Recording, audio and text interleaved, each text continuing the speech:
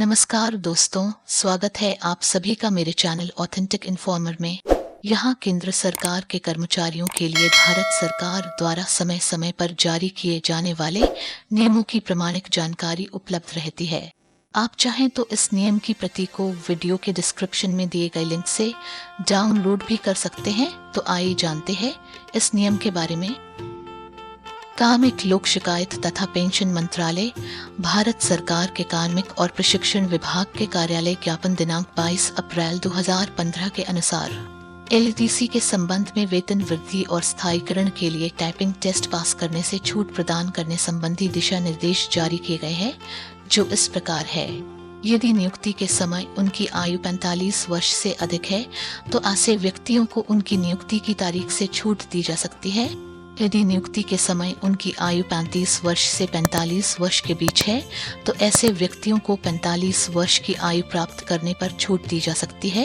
यदि नियुक्ति के समय वे 35 वर्ष से कम उम्र के हैं तो ऐसे व्यक्तियों को 10 साल की सेवा के बाद छूट दी जा सकती है, बशर्ते कि एलडीसी के पद पर रहते हुए इन्होंने टाइपिंग टेस्ट पास करने के लिए 2 वास्तविक प्रयास किए हों। अन्यथा उन्हें 45 वर्ष की आयु प्राप्त करने के बाद छूट दी जा सकती है। वे सभी एलईसी जिन्होंने इस कार्यालय ज्ञापन के जारी होने से पहले टाइपिंग टेस्ट पास करने के लिए 2 वास्तविक प्रयास किए हैं, लेकिन एलईसी के रूप में 8 साल की सेवा पूरी नहीं की है, उन्हें 8 साल की सेवा पूरी करने या 45 वर्ष की आयु प्राप्त करने, जो भी पहले हो, के बाद टाइपिंग टेस्ट पास करने से छूट दी जा सकती है। इसके अतिरिक्त शारीरिक रूप से विकलांग व्यक्तियों के लिए ये निर्देश छूट प्रदान करते हैं कि शारीरिक रूप से विकलांग व्यक्ति जो अन्यथा लिपिक पद धारण करने के लिए योग्य हैं और जिन्हें विकलांगों के लिए विशेष रोजगार एक्सचेंजों से जुड़े मेडिकल बोर्ड द्वारा टाइप करने में असमर्थ होने के कारण प्रमाणित किया गया है, या सिविल सर्जन जहां ऐसा कोई बोर्ड नहीं है, को टाइपिंग टेस्ट उत्तीर्ण होने से छूट दी जा सकती है। शारीरिक रूप से विकलांग व्यक्तियों का तात्पर्य उन लोगों से है जिनकी शारीरिक विकलांगता स्थायी रूप से उन्हें टाइप करने से रोकती है,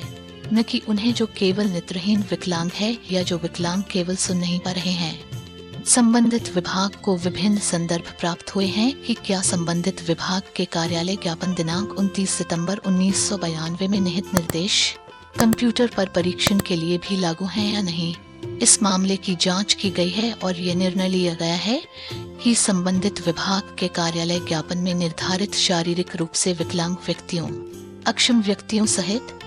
ऐसे एलईसी के संबंध में टाइपिंग टेस्ट पास करने से छूट प्रदान करने के लिए मानक दिनांक 29 सितंबर 1992 कंप्यूटर पर परीक्षण के लिए भी लागू होगा।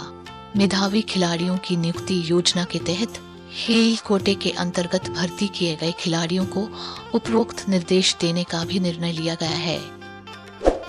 संपूर्ण जानकारी के लिए आप डिस्क्रिप्शन में दिए गए लिंक से इस नियम की प्रति प्राप्त कर सकते हैं।